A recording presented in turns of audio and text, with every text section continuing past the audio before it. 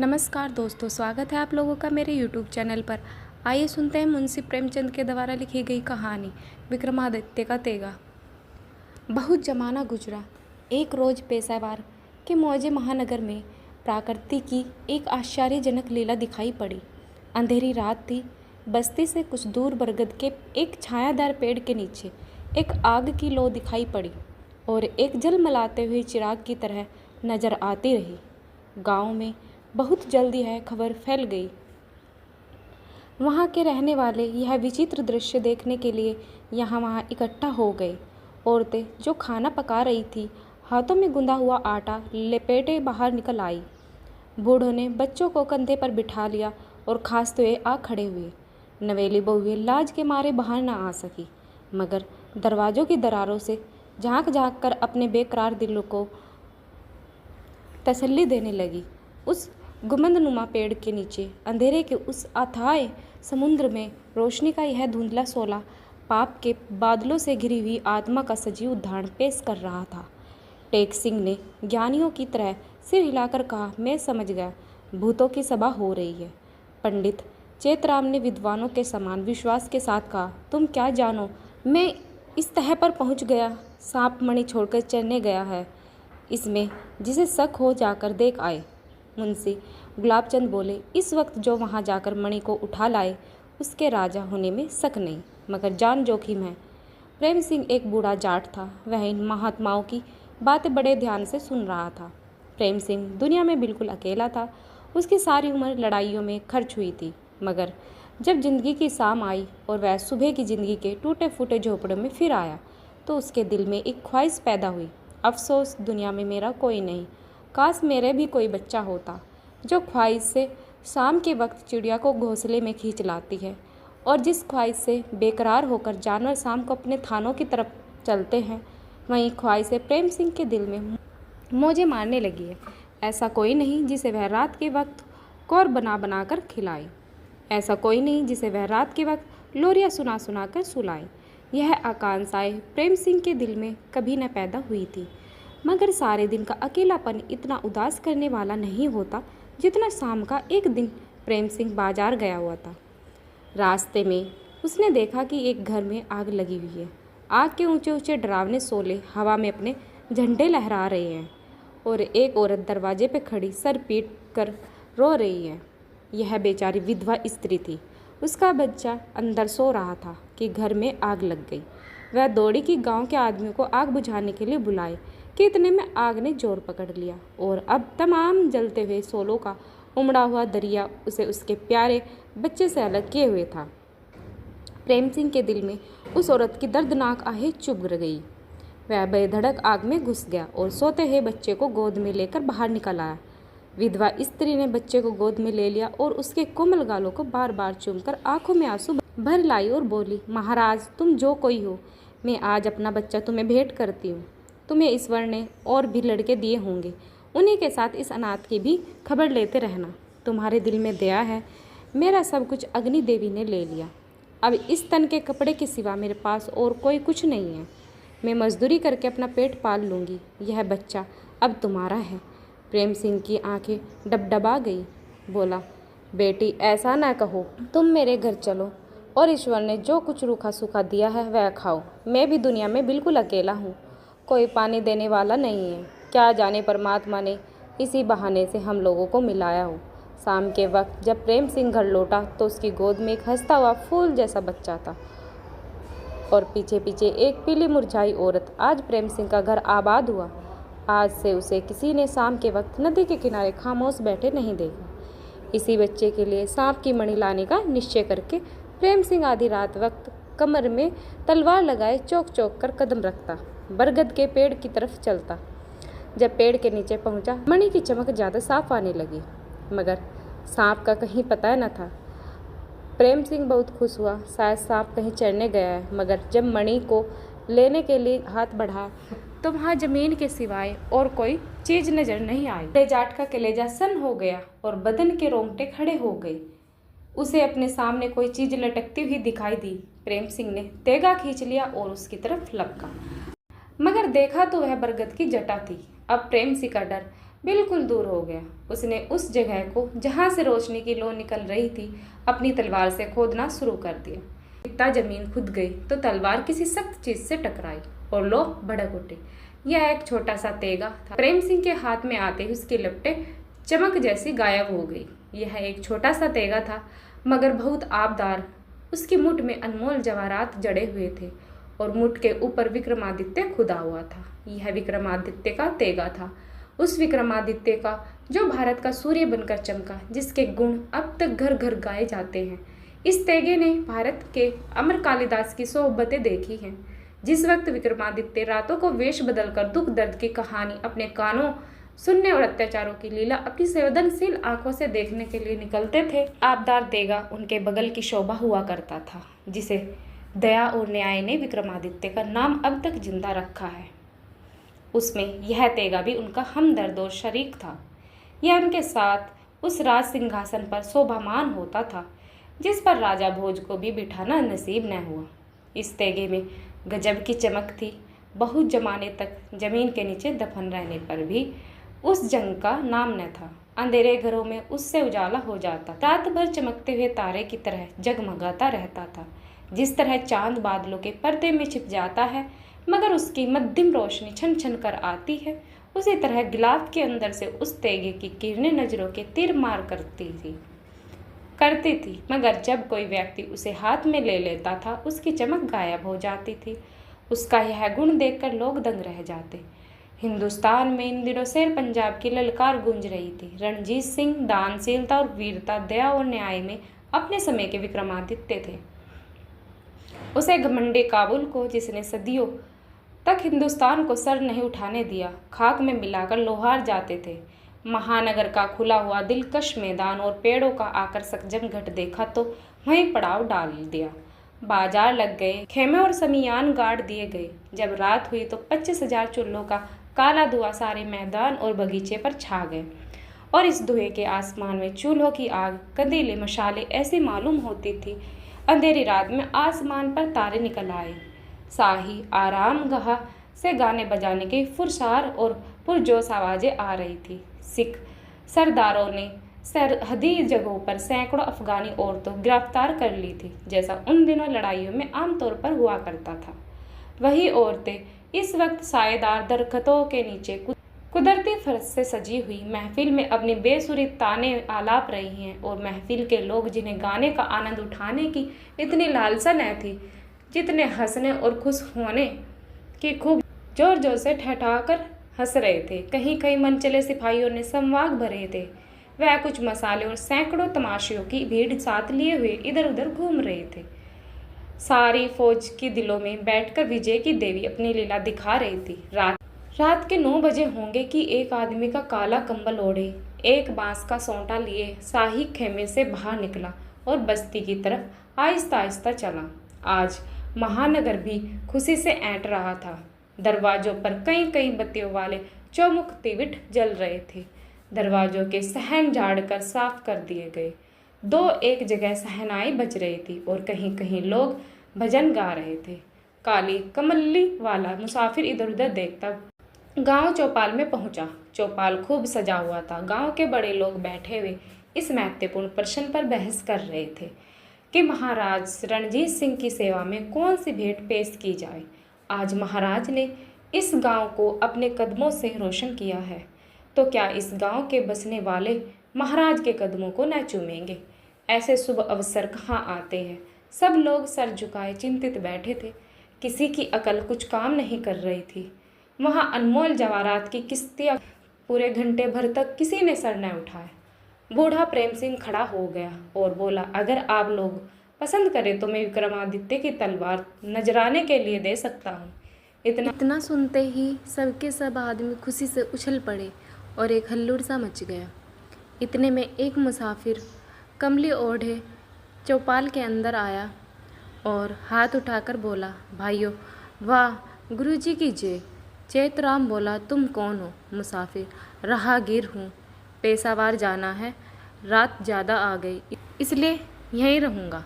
Take Singh, हाँ, आराम से सो, 4 पाई की ज़रूरत हो तो मंगा दो। मुसाफिर, नहीं, आप तकलीफ़ न करें, मैं इसी टाट पर लेटा रहूँगा। अभी आप लोग विक्रमादित्य की तलवार की कुछ बातचीत कर रहे थे।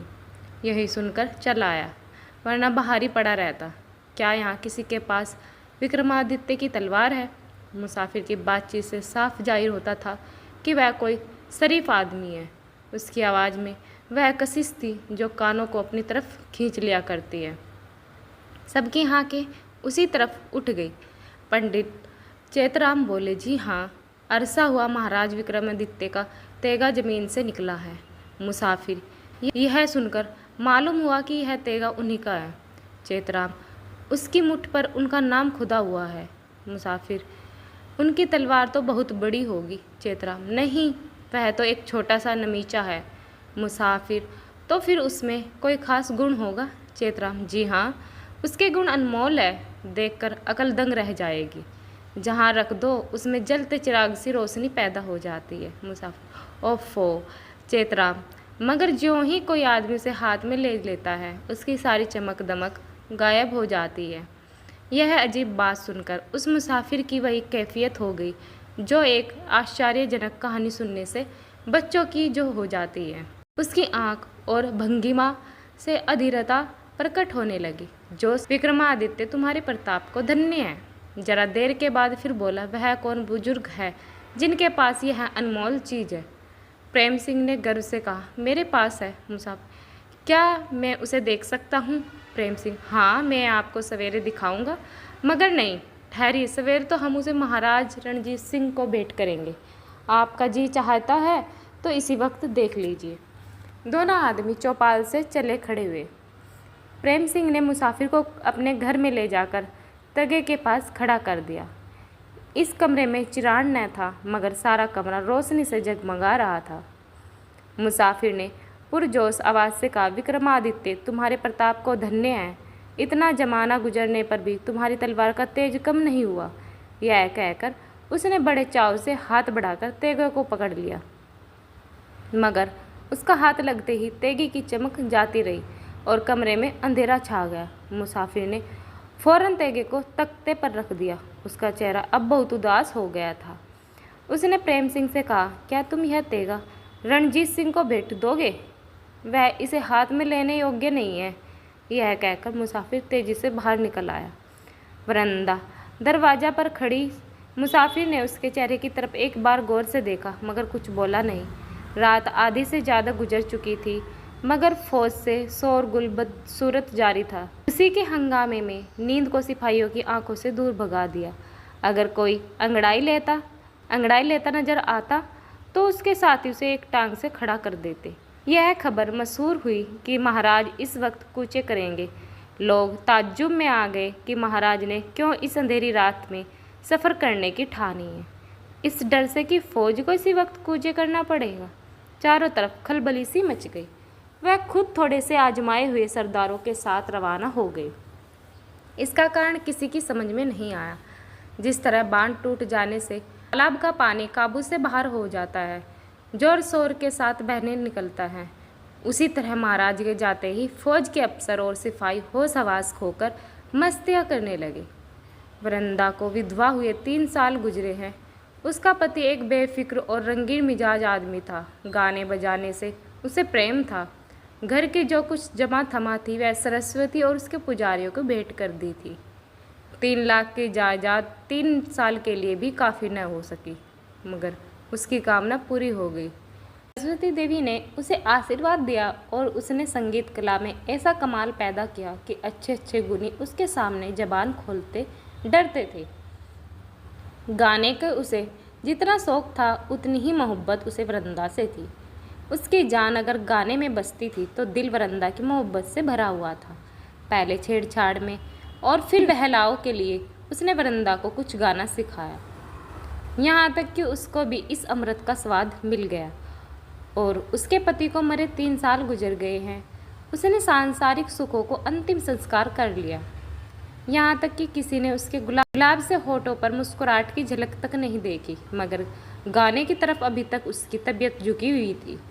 उसका मन जब कभी बीते हुए दिनों की याद से उदास होता है तो वह कुछ गाकर भी बहला लेती है, लेकिन गाने में उसका उद्देश्य इंद्रिय का आनंद नहीं होता, बल्कि जब वह कोई सुंदर राग अलापने में लगती है तो ख्याल में अपने पति को खुशी से मुस्कुराते हुए देखती है।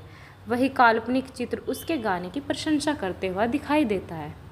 गाने में उसका लक्ष्य अपने स्वर्गीय पति की स्मृति को ताज़ा करना है। गाना उसके नज़दीकी पतिव्रत धर्म का निभाव है। 3 पहर रात जा चुकी, आसमान पर चांद की रोशनी मंद हो चुकी, चारों तरफ सन्नाटा छाया हुआ और इन विचारों को जन्म देने वाले सन्नाटे में वृंदा जमीन पर बैठी हुई मंदित स्वरों में गा रही है। बता दे कोई प्रेमनगर की डगर। वृंदा की आवाज़ में लोच भी है और दर्द भी।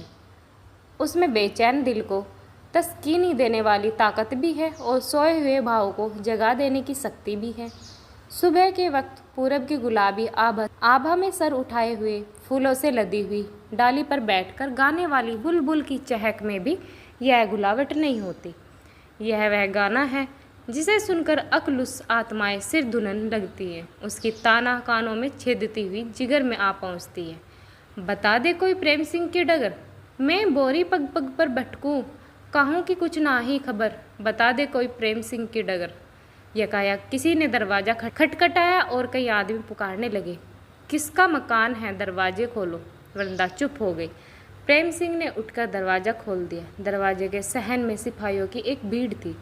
दरवाज़ा खुलते ही कई सिपाही दहलीज में घुस आए और बोले, तुम्हारे घर में कोई गाने वाली रहती है, हम उसका गाना सुनेंगे। प्रेम सिंह ने कड़ी आवाज़ में कहा, हमारे यहाँ कोई गाना वाली नहीं है। इस पर कई सिपाहियों ने प्रेम सिंह को पकड़ लिया और बोले, तेरे घर से गाने की आवाज़ आती थी। एक सिपाही बताता क्यों नहीं रे, कौन गा रहा है। प्रेम सिंह, मेरी लड़की गा रही है, मगर वह गाने वाली नहीं है। सिपाही, कोई हो, हम तो आज गाना सुनेंगे। गुस्से से प्रेम सिंह कांपने लगा, होठ चबाकर बोला, यारो, हमने भी अपनी ज़िंदगी फौज में ही काटी है, मगर कभी इस हंगामे में प्रेम सिंह की बात किसी ने न सुनी। एक नौजवान जाट ने, जिसकी आंखें नशे से लाल हो रही थी, ललकार कर कहा, इस बुड्ढे की मूछें उखाड़ लो। वरंदा आंगन में पत्थर की मूर्त की तरह खड़ी यह कैफियत देख रही थी। जब उसने 2 सिपाही को प्रेम सिंह की मूछें पकड़कर खींचते हुए देखा तो उससे रह न गया। वह निर्भय सिपाहियों के बीच में घुस आई और ऊंची आवाज़ में बोली, कौन मेरा गाना सुनना चाहता है। सिपाही ने उसे देखते ही प्रेम सिंह को छोड़ दिया और बोले, हम सब तेरा गाना सुनेंगे। वरंदा, अच्छा बैठ जाओ, मैं गाती हूँ। इस पर कई सिपाहियों ने जिद की कि इसे पड़ाव पर ले चले, वहाँ खूब रंग जमेगा।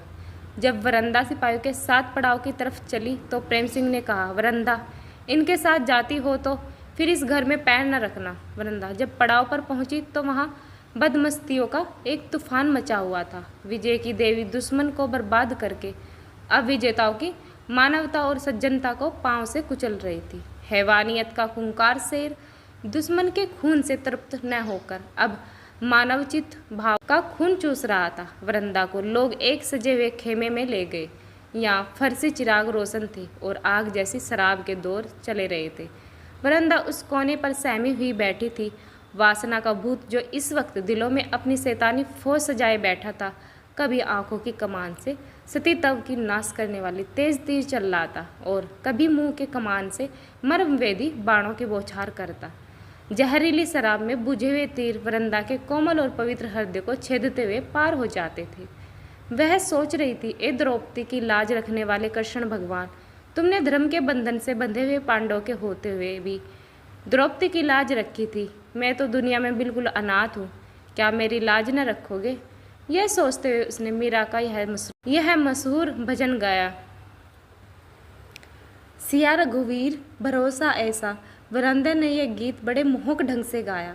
उसके मीठे सुरों में मीरा का आनंद पैदा हो गया। प्रकट रूप में वह शराबी सिपाहियों के सामने बैठी गा रही थी, मगर कल्पना की दुनिया में वह मुरली वाले श्याम के सामने हाथ बांधे खड़ी उससे प्रार्थना कर रही थी। जरा देर के लिए उस शोर से भरे हुए महल में निस्तंभता छा गई।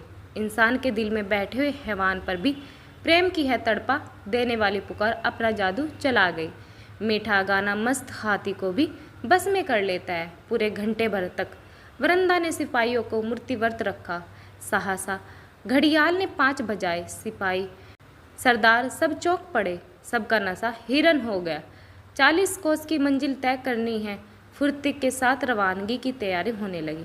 खेमे उखड़ने लगे। सवारों ने घोड़ों को दाना खिलाना शुरू किया। एक भगदड़ सी मच गई। उधर सूरज निकला, इधर फौज ने कुछ का डांका बजा दिया। शाम को जिस मैदान का एक एक कोना आबाद था, सुबह को वह कुछ भी न था। सिर्फ टूटे फूटे उखड़े चूल्हे की राख, खेमों की कीलों के निशान उस सन शौकत की यादगार में रूप रह गए थे। वह खेमे से बाहर निकल आई। कोई बाधक न हुआ, मगर उसका दिल धड़क रहा था कि कहीं कोई आकर फिर न पकड़ ले। जब वह पेड़ों के झुरमुट से बाहर पहुंची तो उसकी जान में जान आई। बड़ा सुहाना मौसम था। ठंडी ठंडी मस्त हवाओं में पेड़ों के पत्तों पर धीमे धीमे चल रही थी और पूरब की क्षितिज सूर्य भगवान की अगवानी के लिए लाल मखमल का फर्श बिछाया जा रहा था। वरंदा ने आगे कदम बढ़ाना चाहा, मगर उसके पांव न उठे। प्रेम सिंह की यह बात कि सिपाहियों के साथ हो जाती तो फिर इस घर में पैर न रखना उसे याद आ गई। उसने एक लंबी सांस ली और ज़मीन पर बैठ गई। दुनिया में अब उसके लिए कोई ठिकाना नहीं। उस अनाथ चिड़िया की हालत कैसी दर्दनाक है, जो दिल में उड़ने की चाह लिए हुए बेहेलियों के कैद में निकल आती है, मगर आज़ाद होने पर उसे मालूम होता कि उस निष्ठुर बेहलिए ने उसके पैरों को काट दिया। वह पेड़ों की सायादार डालियों की तरफ बार बार हसरत की निगाहों से देखती है, मगर उड़ नहीं सकती और एक बेबसी के आलम में सोचने लगती कि बेहालिया मुझे फिर से पिंजरे में कैद कर लेता। वरंदा की हालत एक वक्त ऐसी ही दर्दनाक थी। वरंदा कुछ देर के लिए इस ख्याल में डूबी रही। फिर वह उठी और धीरे धीरे प्रेम सिंह के दरवाजे पर आई। दरवाज़ा खुला हुआ था, मगर वह अंदर कदम न रख सकी। उसने द्रोह दीवार को हसरत भरी निगाहों से देखा और फिर जंगल की तरफ चली गई। शहर लाहौर के एक शानदार हिस्से में ठीक सड़क के किनारे एक अच्छा सा साफ सुथरा 3 मंजिल मकान है। हरी भरी फूलों वाली माधवी लता ने उसकी दीवारों और मेहरबानों को खूब सजा लिया। इसी मकान में एक अमीराना ठाट बाट से सजे हुए कमरों में फैली हुई वरंदा एक मखमली कालीन पर बैठी हुई अपनी सुंदर रंग और मीठी आवाज़ वाली मैना को पढ़ा रही थी। कमरे की दीवारों पर हल्के हरे रंग की कलई, खुशनुमा दीवार गिरिया, खूबसूरत तस्वीरें उचित स्थानों पर शोभा दे रही थी। संदल और खस की प्राणवर्धक सुगंध कमरे के अंदर फैली हुई। एक बूढ़ी बैठी हुई पंखा झोल रही है, मगर इस ऐश्वर्य और सब सामग्रियों के होते हुए वरंदा का चेहरा उदास है। उसका चेहरा अब और भी पीला नजर आता है। मोलसरी का फूल मुरझा गया। वरंदा अब लाहौर की मशहूर गाने वालियों में से एक है। उसे इस शहर में 3 महीने से ज़्यादा नहीं हुए, मगर इतने ही दिनों में उसने बहुत बड़ी शोहरत हासिल कर ली। यहाँ उसका नाम श्याम मशहूर है। इतने बड़े शहर में जिससे श्यामा बाई का पता पूछो वह यकीनन बता देगा। श्यामा की आवाज़ और अंदाज में कोई मोहिनी है जिसने शहर में हर को अपना प्रेमी बना रखा है। लाहौर में बाक बाल गाने वाली की कमी नहीं। लाहौर उस जमाने में हर कला का केंद्र था, मगर कोयल और बुलबुल बहुत थी। श्यामा सिर्फ एक थी। वह ध्रुपद ज़्यादा गाती थी, इसलिए लोग उसे ध्रुपदी कहते थे। लाहौर में मियाँ तानसेन के ख़ानदान के कई ऊंचे कलाकार हैं जो राग रागनियों में बात करते हैं। वह श्यामा का गाना पसंद नहीं करते। वह कहते कि श्यामा का गाना अक्सर गलत होता है। उसे राग रागनियों का ज्ञान नहीं है, मगर उनकी इस आलोचना का किसी पर कुछ असर नहीं होता। श्यामा गलत गाए या सही, वह जो कुछ गाती है उसे सुनकर लोग मस्त हो जाते हैं। उसका भेद यह है कि श्यामा हमेशा दिल से गाती है और जिन भावों को वह प्रकट करती है उन्हें खुद भी अनुभव करती है। वह कठपुतलियों की तरह तुली हुई अदाओं की नकल नहीं करती। अब उसके बगैर महफिलें सुनी रहती। हर महफिल में उसका मौजूद होना लाजमी हो गया। वह चाहे श्लोक की गाए, मगर बगैर संगीत प्रेमियों का जी नहीं भरता।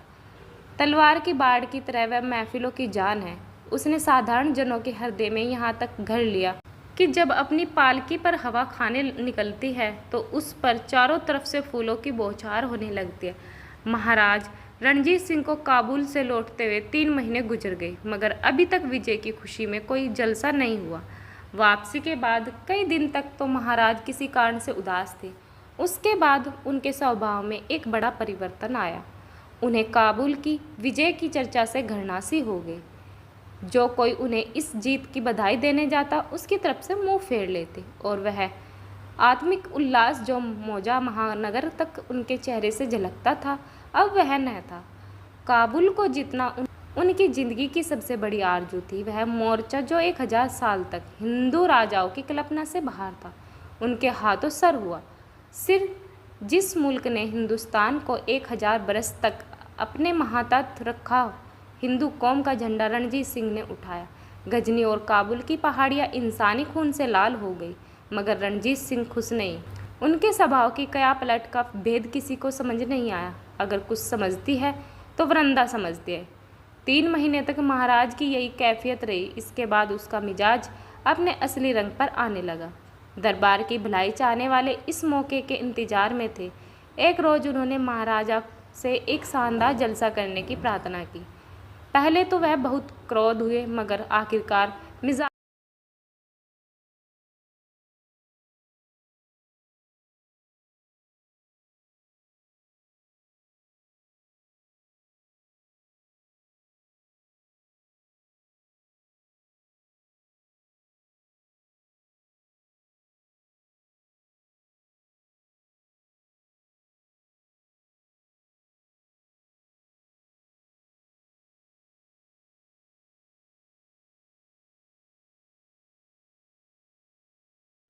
होशियार फरारोश ने नृत्यशाला को इतने सुंदर ढंग से सजाया था कि उसे देखकर लगता था कि विलास का विश्राम स्थल है। शाम के वक्त शाही दरबार जमा हुआ। महाराजा साहब सुनहरे राज सिंहासन पर शोभामयान हुए। नवाब और राजा, अमीर और हाथी घोड़ों पर सवार अपनी सज धज दिखते हुए एक जुलूस बनाकर महाराज की कदमबोशी को चले। सड़क पर दोनों तरफ तमाशइयों का ठठ लगा हुआ था। खुशी का रंगों से भी कोई गहरा संबंध है। जिधर आँख उठती थी रंग ही रंग दिखाई देते। ऐसा मालूम होता था कि कोई उमड़ी हुई नदी रंग बिरंगे फूलों की क्यारियों से बहती चली आती है। अपनी खुशी के जोश में कभी कभी लोग आभरता भी कर बैठते हैं। एक पंडित जी मेजई पहने सर पर गोल टोपी रखे तमाशा देखने में लगे थे। किसी मनचले ने उनकी तोंद पर एक चमगादड़ चिमटा दी। पंडित जी बेतहास तोंद मटकाते भागे, बड़ा कहका कर पड़ा। और एक मौलवी साहब नीची अचानक पहने हुए दुकान पर खड़े थे। दुकानदार ने कहा, मौलवी साहब, आपको खड़े खड़े तकलीफ होती है, यह कुर्सी रखी है, बैठ जाइएगा। मौलवी साहब बहुत खुश हुए, सोचने लगे कि शायद मेरे रूप से रौब झलक रहा है, वरना दुकानदार कुर्सी क्या देता। दुकानदार आदमियों के बड़े पारखी होते हैं। हजारों आदमी खड़े हैं, मगर उसने किसी से बैठने की प्रार्थना न की। मौलवी साहब मुस्कुराते हुए कुर्सी पर बैठ गए, मगर बैठते ही पीछे की तरफ लुढ़के और नीचे बहती हुई नाली में गिर पड़े। सारे कपड़े लथपथ हो गए। दुकानदार को हजारों खरी खोटी सुनाई। बड़ा कहका कर हंसा। कुर्सी 3 ही टांग की थी। एक जगह कोई अफीम मची साहब तमाशा देखने आए थे। झुकी ही कमर, पोपला मुंह, छिद्रे छिद्रे सर के बाल और दाढ़ी के बाल मेहंदी से रंगे हुए थे। आंखों में सुरमा भी था। बड़े गौर ये सैर करने में लगे थे। इतने में एक हलवाई सर पर खोमचा रखे हुए आया और बोला, खां साहब, जुमेरात की गुलाब वाली रेवड़ियाँ हैं, आज पैसे की आध पाव लगा दी, खा लीजिए वरना पछताइएगा। अफीमची साहब ने जेब में हाथ डाला, मगर पैसे नहीं थे। हाथ मलकर रह गए, मुंह में पानी भर आया। गुलाब वाली रेवड़ियाँ पैसे में आध पाव न हुए, सेरो तुला लेता। हलवाई ताड़ गया, बोला, आप पैसे की कुछ फिक्र ना करें, पैसे फिर मिल जाएंगे, आप कोई ऐसे वैसे आदमी थोड़े ही ना है। अफीमची साहब की बाछें खिल गई, रूह फड़क उठी। अपने पाँव भर रेवड़ी ली और जी में कहा, अब पैसे देने वाले पर लानत है, घर से निकलूँगा ही नहीं तो पैसे क्या लोगे। अपने रुमाल में रेवड़ियाँ ली। आशिक के दिल में सब्र कहाँ, मगर ज्यों ही पहली रेवड़ी जवान पर रखी, तिल मिला गए। पागल कुत्ते की तरह पानी की तलाश में इधर उधर दौड़ने लगे। आँख और नाक से पानी बहने लगा। आधा मुंह खोलकर ठंडी हवा से जबान की जलन बुझाने लगे। जब होश ठीक हुए तो हलवाई को हजारों गालियाँ सुनाई। इस पर लोग खूब हंसे। खुशी के मौके पर ऐसी शरारतें अक्सर हुआ करती है और इन्हें लोग खूब मुआफिया के काबिल क्योंकि वह खोलती हुई हांडी के उबाल है। रात के 9 बजे संगीत शाला से जमघट हुआ। सारा महल नीचे से ऊपर तक रंग बिरंगी हांडे और फानुसों से जगमगा रहा था। अंदर झाड़ों की बहार थी। बागमाल कारीगर से रंगरासा के बीचों बीच अधर से लटका हुआ एक फव्वारा लगाया था, जिसके सुराखों में खस और केवड़ों, गुलाब और संदल का अरक हल्की फुहारों में बरस रहा था। महफिल में अंबर की बौछार करने वाली तरावट फैली हुई थी। खुशी अपनी सखियों सहेलियों के साथ खुशियां मना रही थी। 10 बच्चे महाराज रणजीत सिंह तशरीफ लाए। उनके बदन पर तेजब की एक सफ़ेद अचनक थी और तिरछी पगड़ी बंधी हुई थी, जिस पर सूरज क्षितिज की रंगनिया से पाक कर रहा अपनी पूरी रोशनी दिखा रहा था। उसी तरह हीरे और जवाहरात, दीवा और हरी पुस्तकलूफ सजावट से मुक्त रहकर भी महाराजा रणजीत सिंह का प्रताप पूरी तेजी के साथ चमक रहा था। चंद्रनामी शायरों ने महाराज की शान में इसी मौके के लिए कासीदे कहे, मगर उपस्थित लोगों के चेहरों से उनके दिलों में जोश खाता हुआ संगीत प्रेम देखकर महाराजा ने गाना शुरू करने का हुक्म कर लिया। तबले पर थाप पड़ी संजीदों ने सुर मिलाया। नींद से झपकी हुई आंखें खुल गई और गाना शुरू हो गया। रेशमी कपड़ों के नाम उस शाही महफिल में रात भर मीठे मीठे गानों की बौछार होती रही। पीलू और बिरची देश और विभाग के मत भरे झोंके जलते रहे। सुंदरी नर्तकियों ने बारी बारी से अपना कमाल दिखाया। किसी की नाच भरी अदाएं दिलों में खूब गई, किसी का थिरकना कत्ले आम कर गया, किसी की रसीली तानों पर वह वाह वाह मच गई। ऐसी तबीयत बहुत कम थी जिन्होंने सच्चाई के साथ गाने का पवित्र आनंद न उठाया हो। 4 बजे होंगे, श्यामा की बारी आई तो उपस्थित लोग संभल बैठे। चाव के मारे लोग आगे खिसकने लगे। खुमारी से भरी हुई आंखें चौंक पड़ी। वरंदा महफिल में आई और सर झुकाकर खड़ी हो गई। उसे देखकर लोग हैरत में आ गए। उसके शरीर पर न आबदार गहने थे, खुश रंग भड़कीली पेशेबाज और सिर्फ एक गेहुआ रंग की साड़ी पहने हुए थी। जिस तरह गुलाब की पंखुड़ी पर डूबते हुए सूरज की किरणें चमकती है, उसी तरह उसके गुलाबी होठों पर मुस्कुराहट झलकती थी। उसका आडंबर से मुक्त सौंदर्य अपने प्राकृतिक वैभव की शान दिखा रहा था। असली सौंदर्य बनाव श्रृंगार का मोहताज नहीं होता। प्रकृति के दर्शन से आत्मा को जो आनंद प्राप्त होता है, वह सजे हुए बगीचों की सैर से मुमकिन नहीं। वृंदा ने गाया, सब दिन ना ही बराबर जात। यह गीत इससे पहले भी लोगों ने सुना था, मगर इस वक्त का सारा असर कभी दिलों पर नहीं हुआ। किसी के सब दिन बराबर नहीं जाते, यह कहावत रोज़ सुनते थे। आज उसका मतलब समझ में आया। किसी रईस को वह दिन याद आया जब खुद उसके सिर पर ताज था। आज वह किसी का गुलाम है। किसी को अपने बचपन के लाड़ प्यार की गोद याद आई। किसी को वह जमाना याद आया जब वह अपने जीवन के मोहक सपने देख रहा था, मगर अफसोस अब वह सपना तीतर बीतर हो गया। वृंदा भी बीते हुए दिनों को याद करने लगी। एक दिन वह था कि उसके दरवाजे पर अताइयाँ और गाने वालों की भीड़ रहती थी और खुशियों की आवाज़। इसके आगे वृंदा कुछ सोच न सकी। दोनों हालातों का मुकाबला बहुत दिल तोड़ने वाला था। निराशा से भरे देने वाला। उसकी आवाज़ भारी हो गई, रोने सा गला बैठ गया। महाराजा रणजीत सिंह श्यामा के तर्ज व अंदाज को गौर से देख रहे थे। उनकी तेज निगाहें उसके दिल में पहुंचने की कोशिश कर रही थी। लोग अचंभे में पड़े हुए थे कि क्यों उनकी ज़बान से तारीफ और कदरदानी की एक बात भी नहीं निकली। वह खुश न थे, वह ख्याल में डूबे हुए थे। उन्हें हुलिये से साफ पता चल रहा था कि यह औरत हरगिज अपनी अदाओं को बेचने वाली औरत नहीं है। वह उठ खड़े और बोले, सुनना है श्यामा बृहस्पति को, मैंने तुम्हारा फिर गाना सुनना है। वरंदा के चले जाने के बाद उसका फूल सा बच्चा राजा उठा और आंखें मलता हुआ बोला, अम्मा कहाँ है? प्रेम सिंह ने उसे गोद में लेकर कहा, अम्मा मिठाई लेने गई है। राजा खुश हो गया, बाहर जाकर लड़कों के साथ खेलने लगा, मगर कुछ देर के बाद फिर बोला, अम्मा मिठाई। प्रेम सिंह ने मिठाई ला कर दी, मगर राजा रो रो कर कहता, अम्मा मिठाई। वह शायद समझ गया कि अम्मा की मिठाई इस मिठाई से ज़्यादा मीठी होगी। आखिर प्रेम सिंह ने उसे कंधे पर चढ़ा लिया और दोपहर तक खेतों में घुमाता रहा। राजा कुछ देर तक चुप रहा और फिर चौंक कर पूछने लगता, अम्मा कहाँ है? बूढ़े सिपाही के पास इस सवाल का कोई जवाब न था। वह बच्चे के पास से एक पल को कहीं न जाता और उसे बातों में लगाए रहता कि वह फिर न पूछ बैठे, अम्मा कहाँ है? बच्चों की स्मरण शक्ति कमज़ोर होती है। राजा कई दिनों तक बेकरार रहा। आखिर धीरे धीरे माँ की याद उसके दिल में मिट गई। इस तरह 3 महीने गुजर गए। एक रोज़ शाम के वक्त राजा अपने दरवाजे पर खेल रहा था कि वृंदा आती दिखाई दी। राजा ने उसकी तरफ गौर से देखा, जरा झिझका, फिर दौड़कर उसकी टांगों से लिपट गया। बोला, अम्मा आई है, अम्मा आई है। वृंदा की आंखों से आंसू जारी हो गए। उसके राजा को गोद में उठा लिया और कलेजे से लगाकर बोली, बेटा अभी मैं नहीं आई, फिर कभी आऊँगी। राजा इसका मतलब न समझा। वह उसका हाथ पकड़कर खींचता हुआ घर की तरफ चला। माँ की ममता वृंदा को दरवाजे तक ले गई, मगर चौखट से आगे न ले जा सकी। राजा ने बहुत खींचा, मगर वह आगे न बढ़ी। तब राजा की बड़ी बड़ी आंखों में आंसू भर आए, उसके होठ फैल गए और वह रोने लगा। प्रेम सिंह का उसका रोना सुनकर बाहर निकल आना देखा तो वृंदा खड़ी, चौंक कर बोले, वृंदा। मगर वृंदा कुछ जवाब न दे सकी। प्रेम सिंह ने फिर कहा, बाहर क्यों खड़ी हो, अंदर आओ, अब तक कहाँ थी। वृंदा ने आंसू पोंछते हुए जवाब दिया, मैं अंदर नहीं आऊँगी। प्रेम सिंह ने फिर कहा, आओ आओ, अपने बूढ़े बाप की बातों का बुरा ना मानो।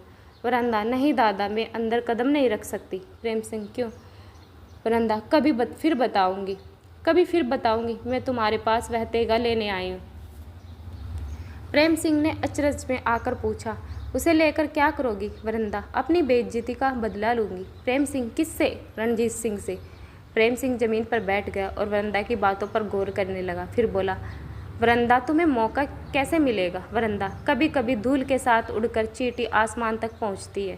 प्रेम सिंह, मगर बकरी शेर से क्यों लड़ेगी। वृंदा, इस तेगे की मदद से। प्रेम सिंह, इस तेगे ने कभी छिपकर खून नहीं किया। वृंदा, दादा, यह विक्रमादित्य का तेगा है, इसने हमेशा दुखियारों की मदद की है। प्रेम सिंह ने तेगा लाकर वृंदा के हाथ में रख दिया। वृंदा उसे पल्लू में छिपाकर जिस तरह से आई थी उसी तरह से चली गई। सूरज डूब गया। पश्चिम के क्षितिज रोशनी का कुछ कुछ निशान बाकी था और भैंसें अपने बछड़े को देखने के लिए चारगाहों से दौड़ती हुई आवाज़ में मिमियाती चली आती और वृंदा को रोता छोड़कर शाम के अंधेरे डरावने जंगल की तरफ जा रही थी। बृहस्पति का दिन था। रात के 10 बज चुके थे। महाराजा रणजीत सिंह अपने विलास भवन में शोभामयान हो रहे। एक रात बत्तियों वाला झाड़ रोशन है, मानो दीपक सुंदरी अपनी सहेलियों के साथ शबनम का घूंघट मुंह पर डाले हुए अपने रूम में गर्व से खोई हुई। महाराजा साहब के सामने वृंदा गेहुए रंग की साड़ी पहने बैठी है। उसके हाथ में एक बीन है, उसी पर वह एक लुभावना गीत अलाप रही है। महाराजा बोले, श्यामा, मैं तुम्हारा गाना सुनकर बहुत खुश हुआ। तुम्हें क्या इनाम दूँ। श्यामा ने एक विशेष भाव से सिर झुकाकर कहा, हजूर की अख्तियार में सब कुछ है। रणजीत सिंह जागीर लोगी। श्यामा, ऐसी चीज़ दीजिए जिससे आपका नाम हो जाए। महाराजा ने वृंदा की तरफ गौर से देखा। उसकी सादगी कह रही थी कि वह धन दौलत की भूखी नहीं है। उसकी दृष्टि की पवित्रता और चेहरे की गंभीरता साफ बता रही थी कि वह वेश्या नहीं है जो अपनी अदाओं को बेचती है। फिर पूछा, कोहनूर लोगी। श्यामा शोभित हो। महाराजा ने आश्चर्य में पढ़कर कहा, तो तुम खुद बता दो क्या चाहिए। श्यामा, मिलेगा। रणजीत सिंह, हाँ बिल्कुल मिलेगा। श्यामा, मुझे इंसाफ के खून का बदला दिया जाए। महाराज रणजीत सिंह चौंक में पड़े। वृंदा की तरफ फिर गौर से देखा और सोचने लगे, इसका क्या मतलब है। इंसान तो खून का प्यासा नहीं होता और औरत जरूर किसी जालिम रईस या राजा की सताई हुई है। क्या अजब है कि उसका पति कहीं का राजा हो। जरूर ऐसा ही है, उसे किसी ने कत्ल कर दिया। इंसाफ को खून की प्यास इसी हालत में होती है। इसी वक्त इंसाफ खूंखार जानवर हो जाता है। मैंने वादा किया कि वह जो मांगेगी वह दूंगा। उसने एक बेशकीमती चीज़ मांगी है, इंसाफ के खून का बदला। वह उसे मिलना चाहिए। मगर किसका खून। राजा ने फिर पहलू बदलकर सोचा, किसका खून। यह सवाल मेरे दिल में पैदा ना होना चाहिए। इंसाफ जिसका खून मांगे उसका खून मुझे दे देना चाहिए। इंसाफ के सामने सबका खून बराबर है, मगर इंसाफ को खून पाने का हक है, इसका फैसला कौन करेगा। बेर के बुखार से भरे हुए आदमी के हाथ में इसका फैसला नहीं होना चाहिए। अक्सर एक कड़ी बात, एक दिल जला देने वाला ताना इंसाफ के दिल में खून की प्यास पैदा कर देता है। इस दिल जला देने वाले ताने की आग उस वक्त तक नहीं बुझती जब तक उस पर खून के छींटे न दिए जाए। मैंने जबान दी है तो गलती हुई। पूरी बात सुने बगैर मुझे इंसाफ के खून का बदला देने का वादा हरगिज न करना चाहिए था। इन विचारों ने राजा को कई मिनट तक अपने आप में खोया रखा। आखिरकार वह बोले, श्यामा तुम कौन हो। वृंदा, एक अनाथ औरत। राजा, तुम्हारा घर कहाँ है। वृंदा, महानगर में। रणजीत ने वृंदा को फिर गौर से देखा। कई महीने पहले रात के समय महानगर में एक भोली भाली औरत की जो तस्वीर दिल में खींची थी, वह इस औरत से बहुत कुछ मिलती जुलती थी। उस वक्त आंखें इतनी बेधड़क न थी, उस वक्त आंखों में श्रम का पानी था, अब शौकी की झलक है, तब सच्चा मोती था, अब झूठा हो गया। महाराजा बोले, श्यामा, इंसाफ किसका खून चाहता है? वृंदा, जिसे आप दोषी ठहराए। जिस दिन हजूर ने रात को महानगर में पड़ाव किया था, उसी रात को आपके सिपाही मुझे जबरदस्ती खींचकर पड़ाव पर ले गए और मुझे इस काबिल नहीं रखा कि लौटकर अपने घर जा सकूं। मुझे उनकी नापाक निगाहों का निशाना बनना पड़ा। उनकी बेजवानों ने, उनके शर्मसार इशारों ने मेरी इज्जत खाक में मिला दी। आप वहाँ मौजूद थे और आपकी बेशक रेयत पर यह जुल्म किया गया। कौन मुजरिम है? इंसाफ किसका खून चाहता है? इसका फैसला आप करेंगे। रणजीत सिंह जमीन पर आंखें गड़ाए सुनते रहे। वृंदा ने जरा दम लेकर फिर कहना शुरू किया, मैं विधवा स्त्री हूँ। मेरी इज्जत और आबरू के रखवाले आप हैं। पति वियोग के 3.5 साल मैंने तपस्वनी बनकर काटे थे, मगर आपके आदमियों ने मेरी तपस्या धूल में मिला दी। मैं इस योग्य नहीं रही कि लौटकर अपने घर जा सकूं। अपने बच्चों के लिए मेरी गोद अब तक नहीं खुली। अपने बूढ़े बाप के सामने मेरी गर्दन नहीं उठती। मैं अब अपने गांव की औरतों से आंख चुराती हूँ। मेरी इज्जत लूट गई। औरत की इज्जत कितनी कीमती चीज़ है, इसे कोई नहीं जानता। एक औरत की इज्जत के पीछे लंका का शानदार राज्य मिट गया। एक औरत की इज्जत के लिए कौरव वंश का नाश हो गया। औरत की इज्जत के लिए हमेशा खून की नदियाँ बही, राज्य उलट गए। मेरी इज्जत आपके आदमियों ने ली है, इसका जवाबदेह कौन है? इंसाफ किसका खून चाहता है? इसका फैसला आप करेंगे। वृंदा का चेहरा लाल हो गया। महाराज रणजीत सिंह, एक गंवार देहाती औरत का यह फैसला, यह हौसला, यह ख्याल, जोशीली बात सुनकर महाराजा ने एक ठंडी सांस भरी। जिसका इंसाफ खून चाहता है वह मैं हूँ। इतना कहने के साथ महाराजा रणजीत सिंह का चेहरा भभक उठा और दिल बेकाबू हो गया। तत्काल भावनाओं के नशे में आदमी का दिल आसमान की बुलंदियों तक जा पहुंचता है।